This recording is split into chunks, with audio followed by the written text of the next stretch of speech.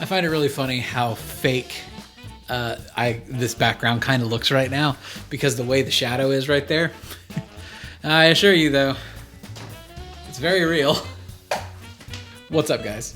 If you saw the short I posted a couple weeks back, you saw that I came into possession of a Game Boy Advance SP. And while I'm very pleased to have this, the condition of the shell is not the best to decide. So I was trying to decide what I wanted to do to remedy that. Well, you might remember from last year whenever I did a video talking about ExtremeRate making shells for Switch controllers, and I reshelled one of our Switch controllers to give April this nice unique look. And I remember when I was looking for that, I saw that ExtremeRate also did a bunch of shells for other controllers and consoles, and one of those was a Game Boy Advance SP. So I went and I ordered one. So we're gonna walk you through the process of reshelling a Game Boy Advance SP to see how difficult it is and to see if it's something that you would be wanting to do if you're in a similar situation to me. So let's readjust the view so you can look down at the table and we will get this project underway.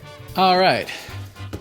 Let's do it. Now, one of the things I really appreciate about what ExtremeRate's doing here, they actually include everything in the box that you need to get this job done, except for new hinges. Just a heads up on that, you are gonna have to salvage hinges from an SP, or you're gonna have to order new hinges whenever you go and do this. But other than that, they give you the both screwdrivers you're gonna need and a mess of screws that you'll need to replace it. I'm probably gonna just reuse the screws that are in the Game Boy already, but it's nice that they give you all the hardware you need. And maybe I won't, I haven't actually decided yet. But they give you the replacement metal plates, they give you a new speaker cover, they give you a new sticker for the back of the case, new buttons, new membranes, screw cap covers, and screws for the back cover and axles for the L and R buttons.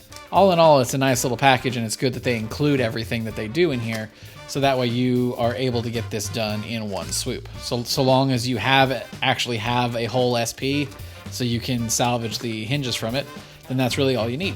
But the first thing we have to figure out is actually which of these SPs that I'm going to salvage from. For those who didn't see the short, I actually got two of these guys from that trip to 2nd and Charles, and they're both in rough condition in different ways. Because this one still has its stickers and everything, I'm gonna opt to take this one apart. I have other things I might want to do with this one, but until then, we will just set it to the side for another day. But now, it's time to start taking this bad boy apart. For this teardown, you really don't need anything other than the tools that were given to you in the ExtremeRate box, but if you want the best way to manage it, in my opinion, you need a pair of tweezers, some kind of spudger tool, and again, they give you screwdrivers, but I like this iFixit kit a lot better than these crappy screwdrivers that come in here. These get the job done. These are much nicer to work with. So if you want to pick one of these up, I'll put a link down in the description for you.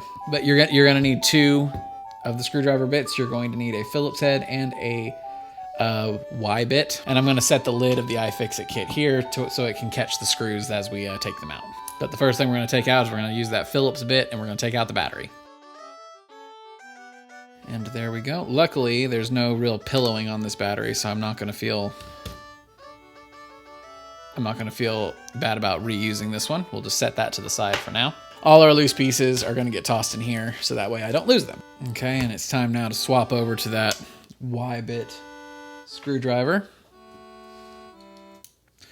because the rest of these we got to take out are those Y screws. Okay, this screw head's too big.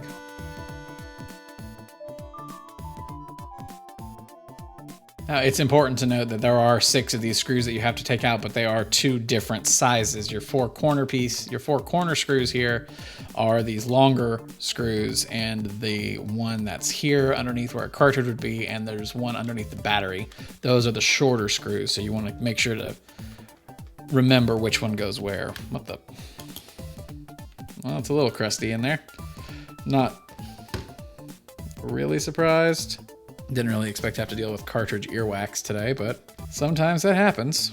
So now with those off, this back of the Game Boy Advance should just slide right off. And the best part, since we have new axles and everything for these L and R buttons, these can just stay where they are. We don't have to actually mess with them. So we can just take this guy, set it off to the side, and we are pretty much done with that.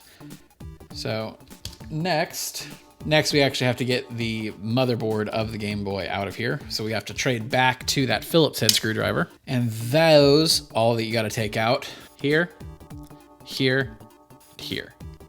There's just 3 screws.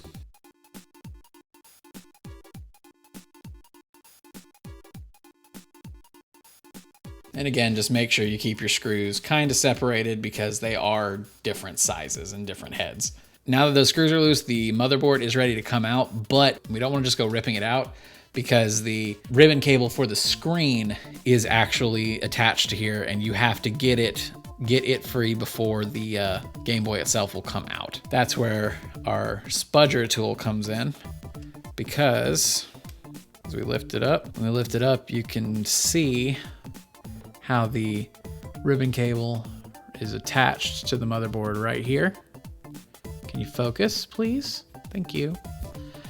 There's a little sliding clasp that you have to push down. There's one here and there's one here. It's these black pieces, not the membrane, but these little black rectangles. It's hard to see on camera here, but you can really see it in person. You want to just get something underneath it right here. Just press it down. And then you want to do that on both sides.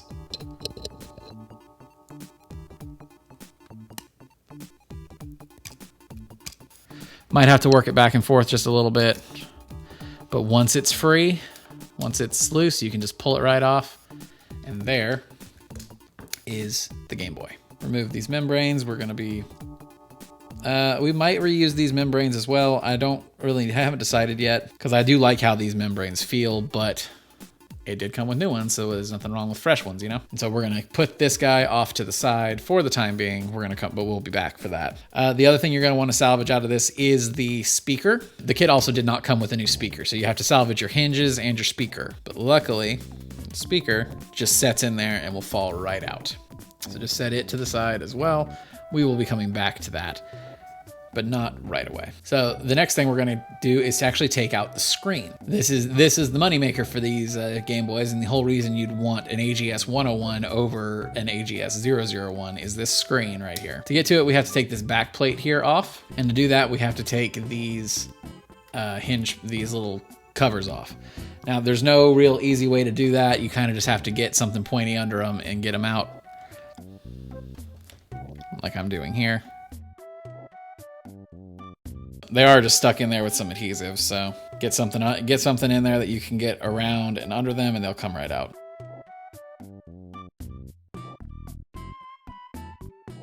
You can see we have 5 more screws we have to take out.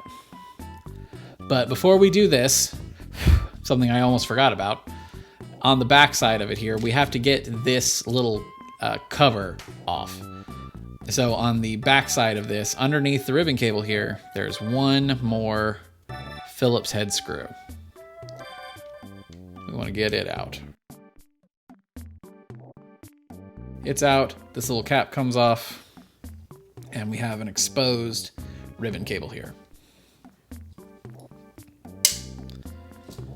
And we're going to trade back to the Y bit.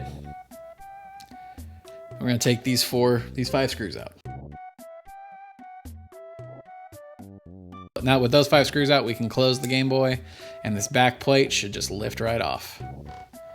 And there is our screen. So we're gonna flip it down, we're gonna pull that guy out, and there it is. There is our AGS 101 screen. Very gently, we're gonna set this guy to the side. We have one more thing of disassembly to do, which we can do right now. And that is our hinges. Now these hinges are designed to go in with the case open. And the way you gotta get these hinges out, they're in between these 2 pieces of plastic, and they're held in by this little flared out piece here on the end. So what we're gonna do is we're gonna take our spudger, the flat side of our spudger here, and we're going to just press on that hinge, work it back and forth until it pops free and starts pushing out. Shouldn't take too much pressure. I think it already popped. Yeah. And then we'll take our pointy end, give it a little push. Might need to take our screwdriver and actually like push it through. There we go. There's one hinge. This one can be re-accessed from the back here. Again, take our flat side of our spudger, press it until it pops. Let's try it with it closed for a second. There it goes. Open that guy back up. Take our screwdriver, push it out. There we go. We have our hinges free, so we can put all of this stuff into the plastic bag that I was talking about earlier. One last thing about these hinges, these do have little caps on them, and they just slide over a little metal piece. The kit did come with new hinge caps as well to match the new color. So we are going to just slide these guys off. I think it broke. It did break. But that's okay, we're not using them anyway. But now we have our Game Boy completely disassembled, and we can start putting it back together with our new shell. So let's go on and get this guy out. I'm probably gonna just go ahead and reuse the Game Boy, the screws that came with the Game Boy Advance. So if you have the tools already, you actually don't even need to open this package. And that's just my preference. You can do whatever you want. And this is the color we got. I've been holding it secret this entire time.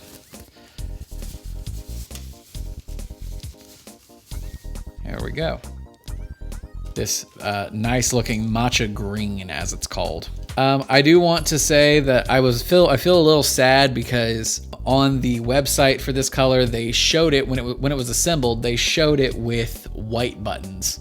At least they looked white on my screen, and so I was thinking it was going to come with white buttons, and it didn't. It just came with regular gray. So I was a little sad about that. You can buy white buttons from them, and I might do that at some point. I kind of think that this would look really good with like the green and white. I think that would look really good. We're gonna remove this top here. I was wrong. We weren't quite done with the Game Boy assembly, with the Game Boy disassembly, because if we want to use all the screws from the Game Boy, we actually need to get these two out of here. That's just 2 more Phillips screws, so it won't be too bad. And actually, since we have access to that, I think that that's the piece we're gonna actually start with, because we have new of that plate here. Yeah, so we're gonna add this new plate here, and this looks like it's sticky on one side. So we will just get this guy lined up. Okay, it goes on this side. Whoops. So this new little thing, you can probably just reuse the old one because it looks to be exactly the same. But if you want this nice shiny instead of this old matte one, then you're gonna want to replace it. I think I will go ahead and replace it just for the sake of it because I'm here. But just know, I don't think you actually have to do this part. This is just if you don't want to reuse the old one. This is where tweezers. This is one of the places tweezers can come in handy. There we go. And that's sticky, so just take your time, line it up properly because you kind of only have the one. You might only have the one shot at it. So take, very gently line it up. Press it on, and we are good to go there. So now lining that up on the Game Boy, on the new shell, that's gonna cover the cartridge here, and that's gonna lay in between on this screw hole, and it's gonna wrap around this one, right? Like so. Now, before we get into putting screws in this thing, it's gonna be very important to note that these holes are not pre-threaded. Normally, whenever you're re-putting screws into something, you wanna make sure that the threads line up, so that way you don't accidentally strip it out and the screw will actually be able to hold. Since these don't actually have threads yet, we are gonna be putting these screws back in and threading it ourselves. So you're going to feel some resistance, and that's okay. You just don't wanna overdo it, okay? So that'll be one right there. We're gonna get it started, and we're gonna get the other screw started before we cinch them down. Just very gently get it started, and then go until it's ready and holding it down properly, just like that. So now we have the metal bit on the inside here to protect the cartridge, and we are ready to continue. But we're gonna set this to the side for the time being. We're going to work on hinges now. So inside the little baggie that has the battery cover and the ribbon cable cover is where they actually stored the hinge caps. I was a little concerned at first when I first was looking at this because I didn't think I got the hinges, or I didn't think I got the hinge caps with it. But luckily I did. So these go on exactly the way the others came off. There's they have a little channel that this metal bit here will slide into. So you're going to want to line it up to where you're sliding it over the metal bit and just push it until it bottoms out, right like that. We'll do that to both of them.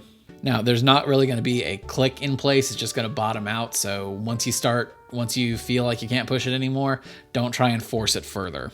The way I took them out was when they were in the open position. So you want to make sure to put it back in the open position. You can see how it has those little cutouts there.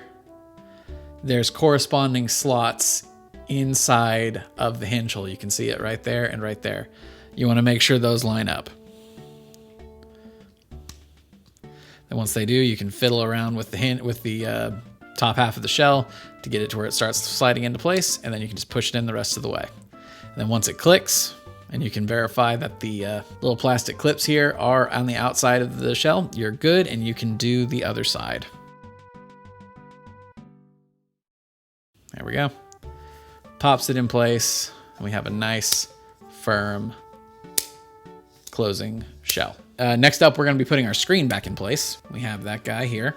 You want to make sure that you actually put this in the right way and don't put it in upside down. Luckily, that's pretty easy to avoid. But before you secure that down, you want to make sure that this ribbon cable gets threaded through this hole here, this slot, because trying to do that after you have the screen set is a pain in the butt. Ask me how I know. There we go. The ribbon cable's through. You do want to make sure that there's this swirl in the ribbon cable. So if for whatever reason it gets straightened out, when you're looking at the back of the screen, you want to bring it forward, around, and towards yourself to have this curl in it. Because the way that this screen is designed with the hinging mechanism, you want to make sure that the swirl there is what's twisting whenever you hinge the screen up and down, not the you don't want the wires themselves bending. Screen is back where it needs to be. And so we can put our top plate on. We'll very carefully open it up and put our screws here in place. Again, I'm reusing the Game Boy screws, but you can use the new screws that came with it if you want to. You can use the new screws that came with the shell if you want to.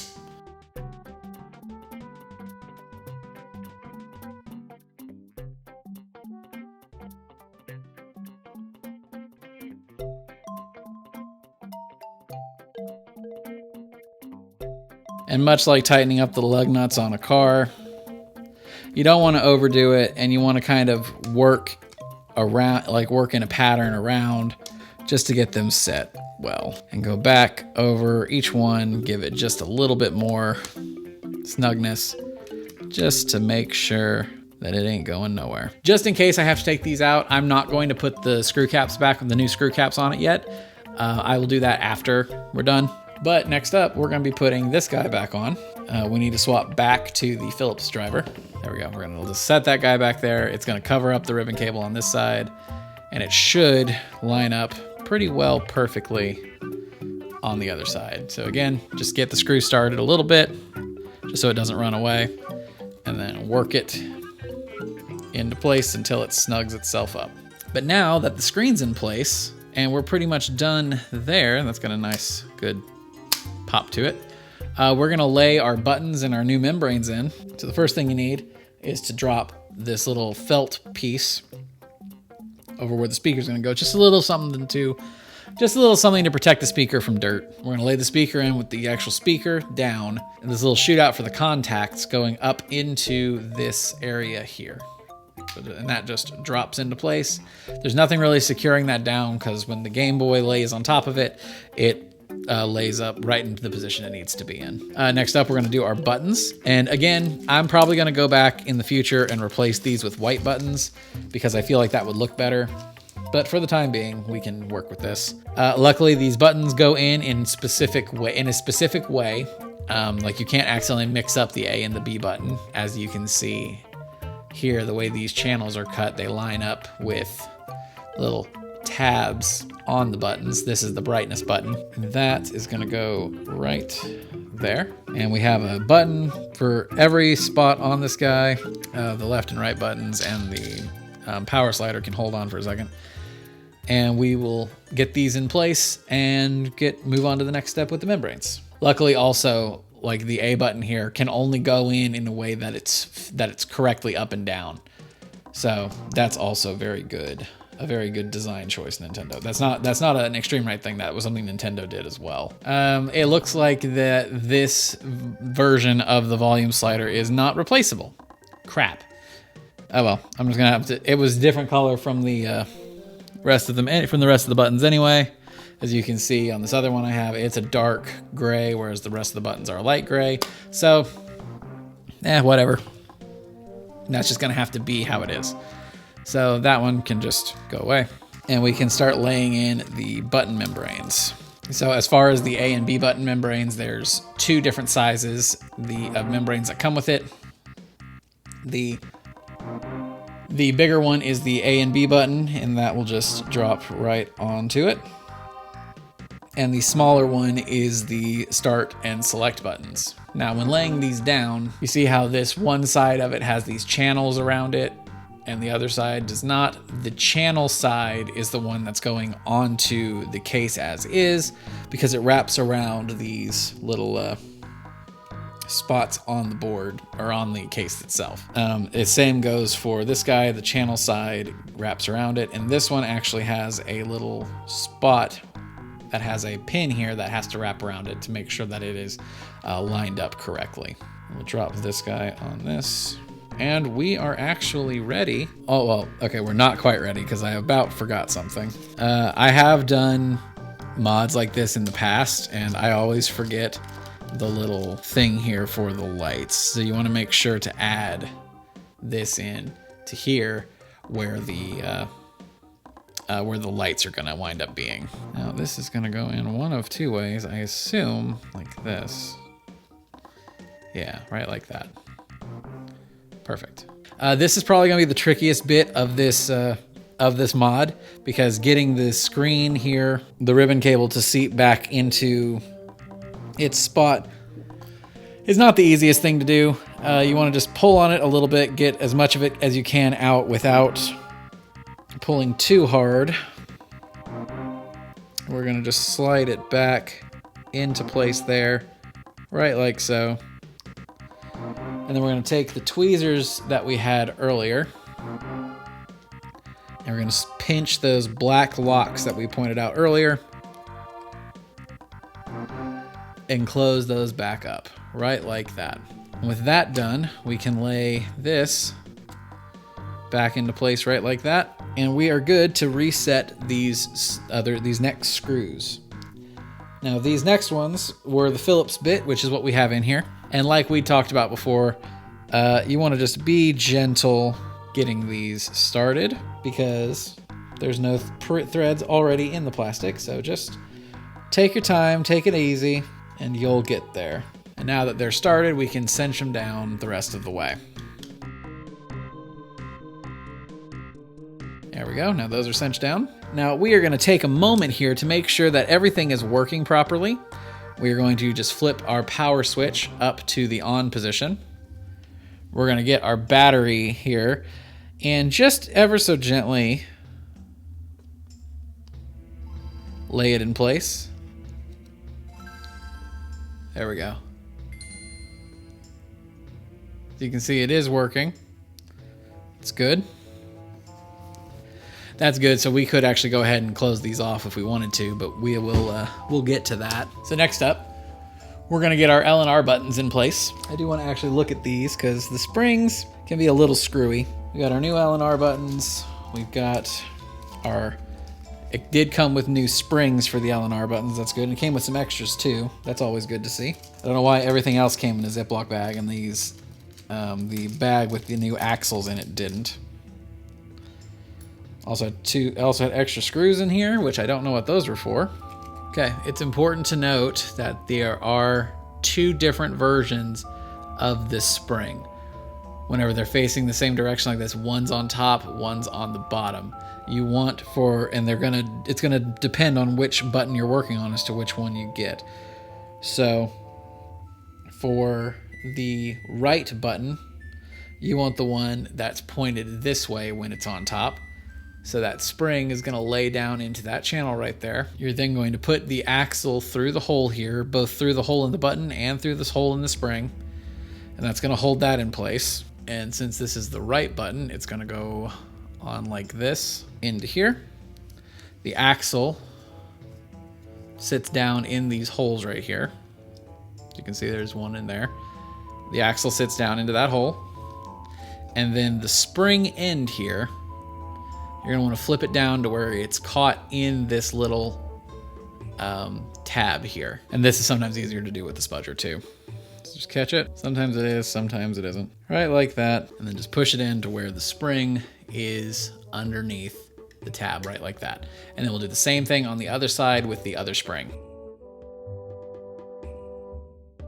There we go. And our L and R buttons are in place. So now we're just about done. We don't want to forget our power switch. Again, ask me how I know that this is so easy to forget. So we are just going to set this guy down in this little channel here to where this channel here goes around the little tab on the power switch. Right like that. And then we can very gently lay the new back over the body, right like so. And now we need to trade back to the tri-wing bit, and we can drop our screws back in our corners. And now again, much like a car tire, just ease them into place. And we can do our last two and we'll be good to go. Remember how I just said to be careful not to forget something? Guess what I forgot? I forgot the little nut that goes on the inside of the back here to hold the battery door down. Don't be like me and forget that, because now I gotta take the whole thing back apart. Every time I do this, I have to take the whole thing back apart. Luckily, I don't have to fully start over since all I have to do is add it right here. Just this little square nut here, and that will drop right into here. It's actually a very tight fit, so you can just press it down in there and it should stay very snug-like. And then we can put this guy back together properly. But now it's important to note that once the threads have been cut in this and you have to take it back apart like I just did, be very careful so that way you line the threads back up and you don't do it badly and screw it up like I've done in the past.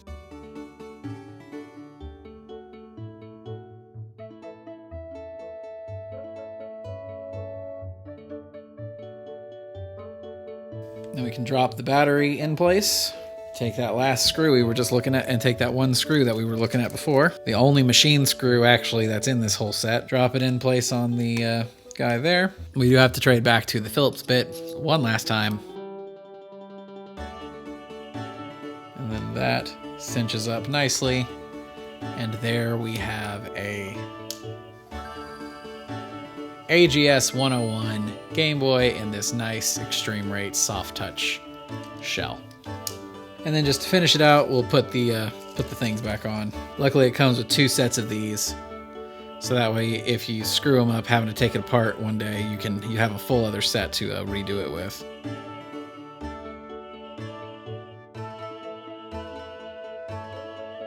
We got our bumpers here for the corners. And there we go. A fully reshelled Game Boy Advance SP.